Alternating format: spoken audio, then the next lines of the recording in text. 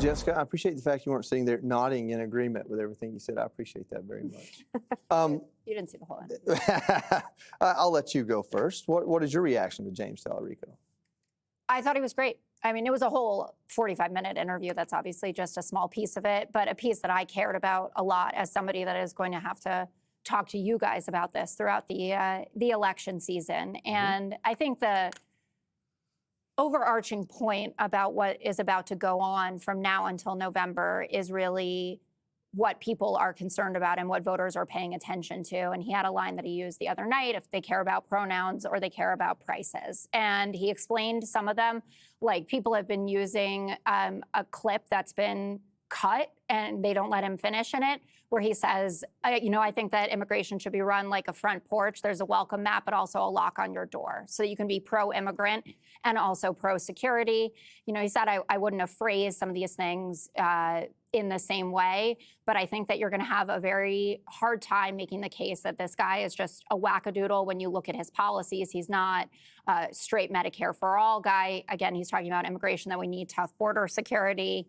And I would also add that as this is going on, so people are trying to frame him in this light, the primary on the Republican side, you have John Cornyn out today with an ad about Ken Paxton and his love shack. So it's Ken Paxton driving in a convertible with all of his various mistresses towards the place that he's going to bed them.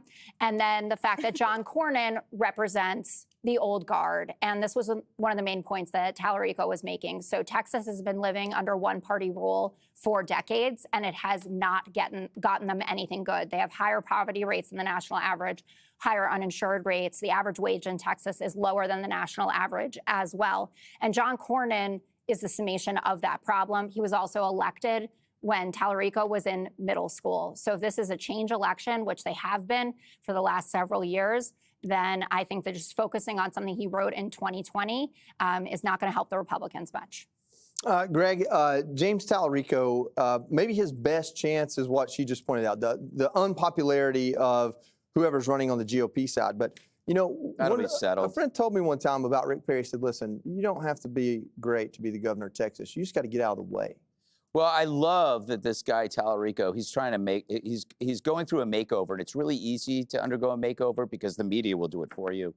The Republicans, you have to do it yourself. In fact, it's impossible to get a makeover as a Republican. You always get a make under.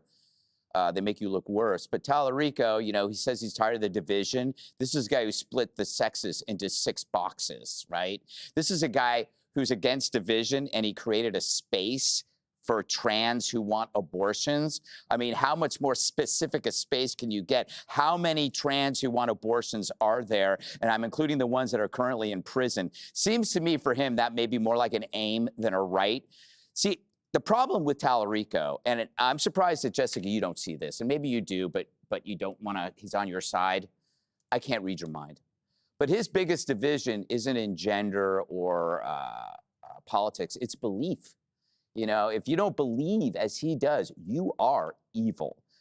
Christians and Jews, they divide by behavior. You can be a bad Christian, you could be a bad Jew. But that doesn't happen with someone like Talarico. It doesn't matter if you're a good, decent person. If you believe in 2 sexes, you are evil.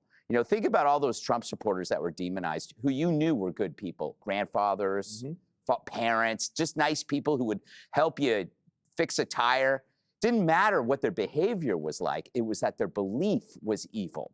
This is what happens with progressives. This guy speaks a good game, but if he does not believe, he does not like your belief, it doesn't matter how good you are. He's as extreme as a radical Islamist because that's how they think as well, because his values are not based on behavior. And that is something you have to understand when you listen to them. You can get lost in all that rhetoric. I'm a different my values are the same.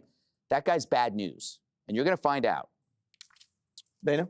Well, Jessica gave him an off-ramp, and he didn't take it, right? So he could have said, he's in front of a crowd and in front of the media who are going to accept whatever he says and say he's everything that we need in order to try to beat the Republicans in Texas. But he didn't say, yeah, I shouldn't have said it that way. Yeah, it was inartful. I was high on my own supply back in 2020. I shouldn't have said it that way. Instead, he's like, yeah, they're just taking me out of context. Maybe on the immigration one, I'll give you that one. But he's giving me Mayor Pete vibes. I'm getting Beto O'Rourke vibes. Trump won the state by 14 points. I agree the Republican primary is ugly. Hope it was probably unnecessary, but we are where we are. But it's really hard to come up with 14 points.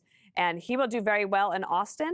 He will do super well in San Francisco and Manhattan, but that is like fool's gold for Democrats. I'm getting Ted Bundy vibes. Ooh, that would be interesting. Emily, the thing about him is he does this thing where he likes to Jesus-splain.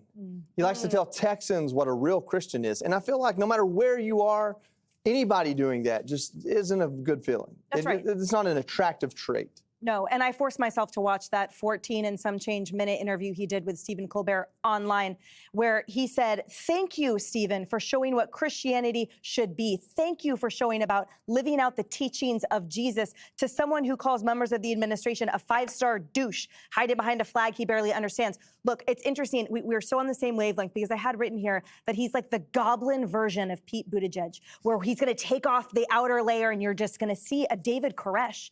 Because I see from him, if you replaced every time he talked about his Baptist preacher granddad and replaced that with my commune elder, then all of his platitudes would make sense. When he uses phrases like, we're going to take back Texas, I'm building something really special here with my 14,000 volunteers, and people who come up to him and whisper, I'm not a Democrat, and things like that. Everything he says is devoid of substance, and the packaging around it is things like, love your neighbor no matter what, regardless of immigration. He's living in a fantasy land because the reality is we all pay taxes.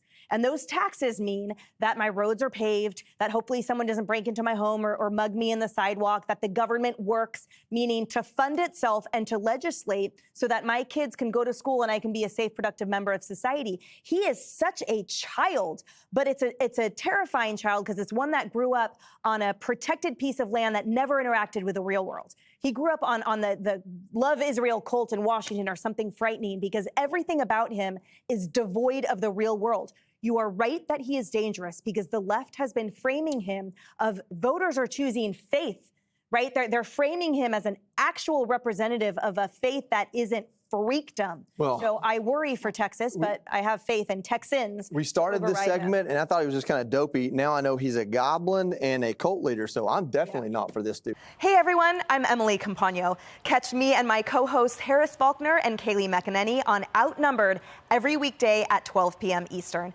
or set your DVR. Also, don't forget to subscribe to the Fox News YouTube page for daily highlights.